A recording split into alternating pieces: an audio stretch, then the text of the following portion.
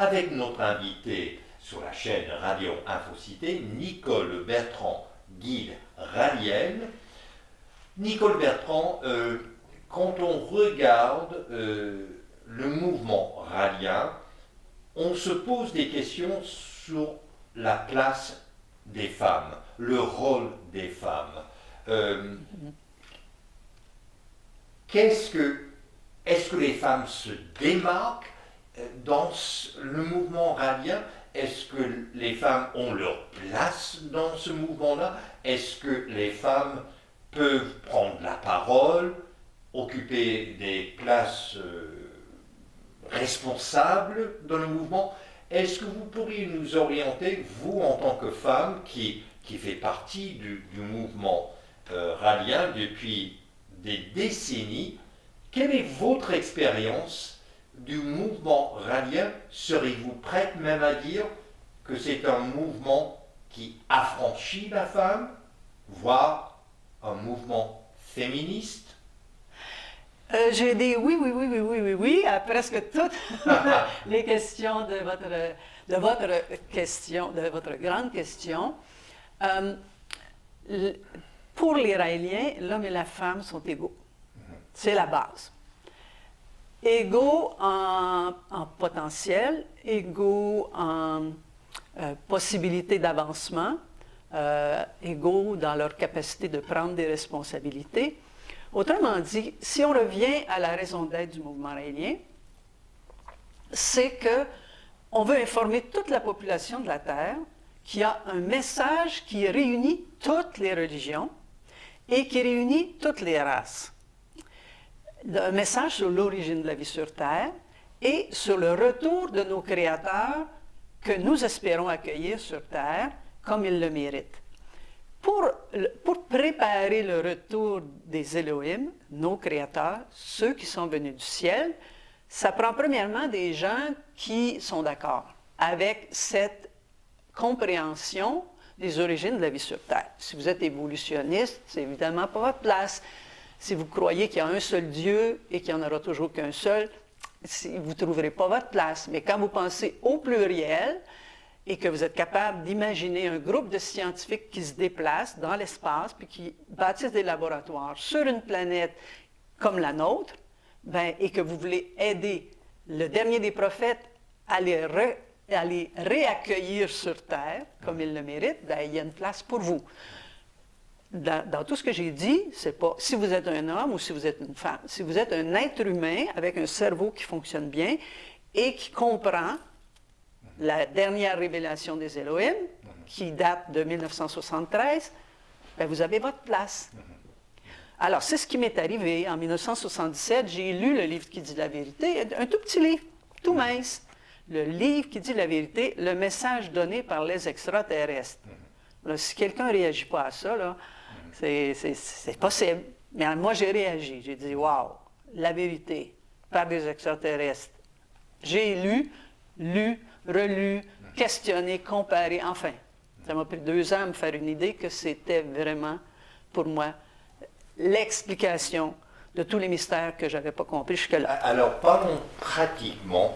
En ce moment, il y a tout un débat aux États-Unis, puisque l'élection présidentielle est en cours, et sinon la plaque tournante pour le Parti démocrate, dont Kamala Harris est la candidate, c'est l'avortement. Donc la question du corps, le corps de la femme, et les droits de la femme, et j'irai même droit au but, vous, Nicole Bertrand, qui est rallienne depuis longtemps, quel est votre avis sur l'avortement? L'avortement, c'est la solution, pas la meilleure, pour ne pas avoir d'enfant. Il y en a 2 préalables. La première, c'est l'éducation à la sexualité. Le plus vite possible et le mieux possible pour que les adolescents sachent que le plaisir sexuel peut venir avec une grossesse. Bon. Donc, il y a de l'éducation à faire. Il y a la contraception. Les Raéliens ont fait une campagne il y a déjà presque 30 ans, si je ne me trompe pas, pour dire oui au condom dans les écoles. On était les premiers à faire ça et puis ça a fait son chemin. Donc, l'éducation, la contraception, si la contraception échoue et qu'il y a un enfant non désiré, c'est préférable d'utiliser l'avortement dans des conditions médicales qui assurent qu'il n'y aura pas de traumatisme physique. Il faut que la femme l'ait choisi aussi. Donc, pour nous, l'avortement, c'est, comme je disais, une solution après coup si la contraception n'a pas échoué. Donc, il y a de l'éducation à faire là-dessus. Ce n'est pas un problème pour nous. Chez les Raliens, ou du moins ce que j'ai compris dans nos échanges, Nicole Bertrand, vous valorisez le libre arbitre. Donc, pour vous, l'avortement, c'est une question du libre arbitre? Tout à fait. C'est le choix de la femme. C'est elle qui porte l'enfant et c'est elle qui aura la responsabilité de le faire grandir. Si elle choisit de vivre sa grossesse et de donner son enfant en adoption, c'est elle qui choisit. C'est son bébé. Si elle ne veut pas continuer la grossesse, c'est son choix à elle. Et ce n'est pas le choix d'aucune entité extérieure, religieuse, familiale. C'est sa décision. Est-ce que pour l'Iranien, un fœtus est un être humain, est une personne, est une création? Vous pourriez nous éclairer là-dessus? Pas plus qu'un spermatozoïde ni un ovule Okay. ne sont des humains. Le fœtus n'est pas encore humain. Il n'est pas encore humain. Il n'est pas en maturité, il n'est pas capable de survivre. L'être humain, c'est celui qui a reçu tout ce qu'il fallait pour survivre. Bon, il y a des grossesses, on pourrait dire, des accouchements qui sont prématurés, mais qui ont quand même les possibilités, qui donnent quand même à l'enfant la possibilité d'avoir une vie normale.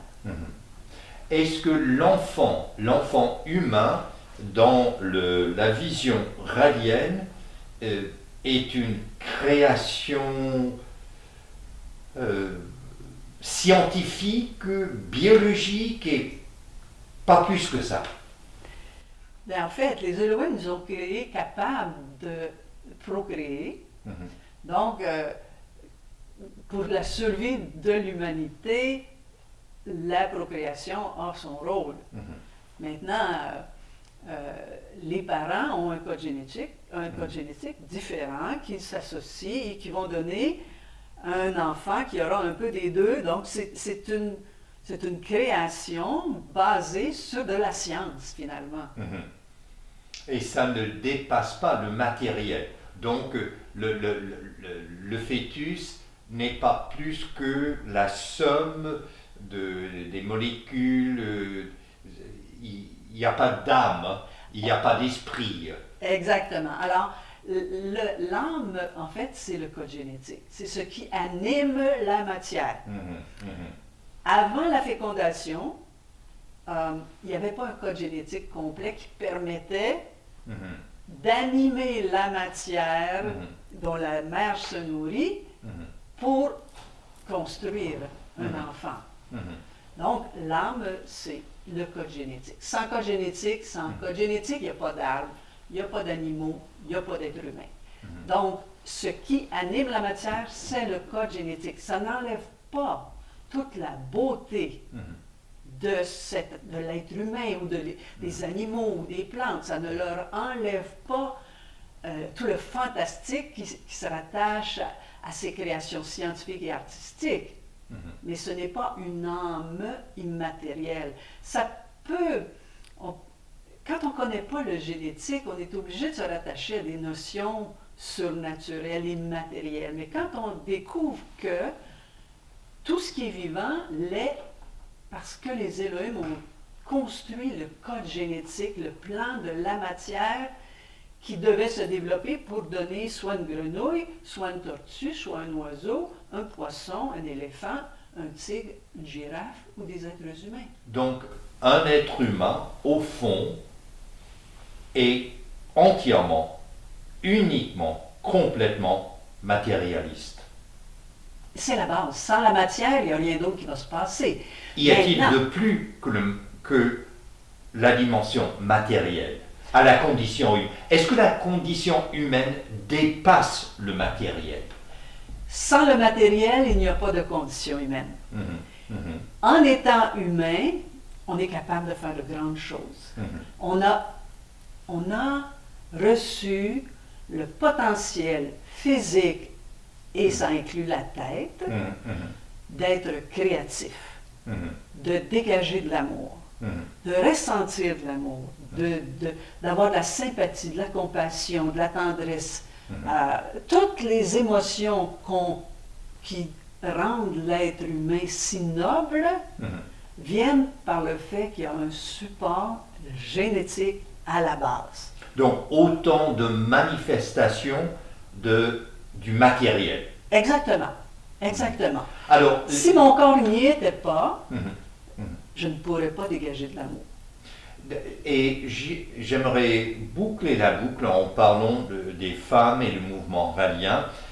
Dans plusieurs religions, on va attribuer la raison d'être des humains à la procréation. On est sur Terre pour enfanter. Et on va particulièrement fixer l'objectif sur la femme, sa raison d'être. Elle est la pierre de touche de la création. Procréation. Dans le mouvement rallien, Nicole Bertrand, est-ce que la raison d'être de la femme, c'est la procréation? Pas du tout. Ça peut être un choix, mais ce n'est pas une nécessité. Et il y a beaucoup de femmes, je suis une des femmes raéliennes qui n'a pas eu d'enfant. Mais j'ai eu une vie remplie d'adolescents auxquels j'enseignais les mathématiques, mais auxquels je donnais aussi des valeurs humaines. Donc, pour s'accomplir, une femme n'a pas besoin d'enfanter. C'est un choix. Et heureusement, à notre époque, grâce à la contraception, nous avons la possibilité et il y en a de plus en plus, de choisir quand on veut, si on veut avoir des enfants. Ce n'est pas, la femme n'est pas définie par le nom, la valeur de la femme ne vient pas du nombre d'enfants qu'elle a enfantés. Ma mère en a eu 14. C'était sa gloire. Elle nous aimait beaucoup, mon père aussi. C'était une autre époque. Donc, chaque époque apporte des outils différents et des modes d'expression différents de l'être humain, pas juste la femme, l'homme aussi. Il y a des hommes qui décident de ne pas procréer et qui pourtant ont une vie remplie et qui contribuent à améliorer l'humanité par l'apport de leur potentiel autre que spermatozoïdes ou ovules. Est-ce que, pour conclure, le mouvement rallien, selon vous, Nicole Bertrand, est féministe? Féministe, je vais enlever ce mot-là parce qu'il est devenu tellement péjoratif à mon avis. Et je vais plutôt dire, le mouvement raélien fait l'apologie de la féminité. Il donne toute la place aux femmes pour prendre des rôles de responsabilité, de direction, au point que le dernier des prophètes Raël, qui est le guide des guides, pourrait être remplacé par une femme. C'est comme si on disait que le pape pourrait être remplacé par une femme. Ben, on sait que ça ne se fera pas tout de suite en tout cas, mais dans notre organisation religieuse athée, qui ne croit pas en un Dieu immatériel, les femmes ont autant de possibilités d'influencer et de supporter et de diriger la destinée de notre organisation que les hommes. Il suffit juste de le vouloir et d'être disponible et d'avoir le potentiel pour le faire. Donc, sommes-nous féministes? Si être féministe, c'est redonner à la femme son égalité par rapport à l'homme, alors oui, disons qu'on est féministe. Maintenant, on n'est pas acharné, on n'est pas contre les hommes. Et c'est pour ça que je fais la nuance, parce qu'il y a beaucoup de féministes qui aimeraient abolir la masculinité. Parce que la frustration et les dommages faits par le macho et le machisme ont pris des proportions énormes dans leur vie. Donc, c'est un effet de balancier. Moi, je pense que ça va revenir à la bonne place où autant l'homme que la femme auront toute la place pour s'exprimer dans un équilibre harmonieux et complémentaire. Et je vais même plus loin pour me dire, un jour, on ne parlera même plus d'hommes et de femmes, on parlera d'êtres humains, parce que toutes les qualités et toutes les forces habituellement attribuées à l'homme sont accessibles aux femmes. Et toutes les qualités des femmes sont aussi accessibles à l'homme qui veut non pas s'efféminer, mais peut-être se raffiner. Et c'est là que c'est l'aventure humaine la plus belle, c'est que finalement, quand on a des rassemblements dans le mouvement raélien, on ne voit même plus hommes-femmes. Parce qu'on a progressé ensemble depuis au moins 4 décennies, en tout cas au Québec, pour que les hommes deviennent plus raffinés, que les femmes deviennent plus responsables, plus autonomes. Donc, on s'est enrichi mutuellement de nos forces, et ça fait un groupe super harmonieux où, quand on doit donner une responsabilité à quelqu'un, on ne se demande pas est-ce que ça prend une femme, est-ce que c'est un job de femme ou est-ce que c'est un job d'homme. Je suis la nouvelle trésorière en mouvement raélien. Ah ben, quand on parle d'argent, habituellement, on dit c'est les hommes qui s'occupent de ça. Mais non, mais non. Pourquoi ça serait réservé aux hommes? Est-ce que s'agit-il là d'une utopie unisexe dans le mouvement raélien? Il n'y a pas d'utopie, on est très réaliste, mais je pense que on vise à nous unir par ce qui nous rejoint, par ce qu'on a en commun, au lieu de chercher à nous diviser en focusant sur ce qui nous différencie. Rapprochons-nous, nous sommes tellement semblables.